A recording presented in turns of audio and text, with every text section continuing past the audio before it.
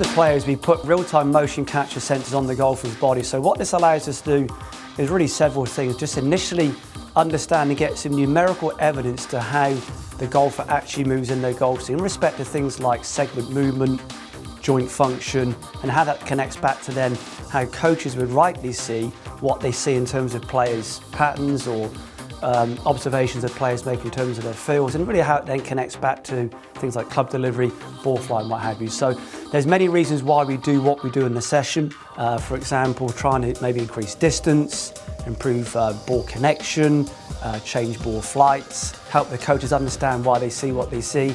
And one of the other main objectives we do in every session is really to avoid things like injury ever happening. I think there's many ways that they can see improved performance, mainly around really understanding why they do what they do. So for example, where video camera can be very useful but also slightly misleading, video camera often will show how players move around problems. So it often really reports the compensations that players use to kind of make things work.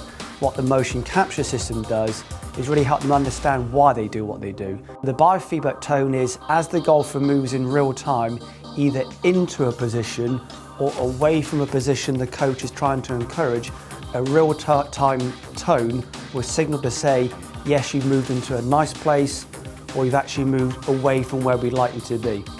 So that is hugely beneficial for speeding up the learning process, that golfers get the real-time feedback, actually hitting shots as to, that's where we like you to be, or that's perhaps the movement you've historically done. The biomechanics allows you to look at the feedback, and the tone can sort of confirms that. So I was able to see how the positions that I was getting into weren't quite the correct position, so the tone allowed me to see if I could get in the correct position. So if the tone, for instance, the tone was on earlier, if I didn't quite get in the right position, the tone would go off. I worked in a session on a 3D program where it tests your swing and your stance, and it really improved my game.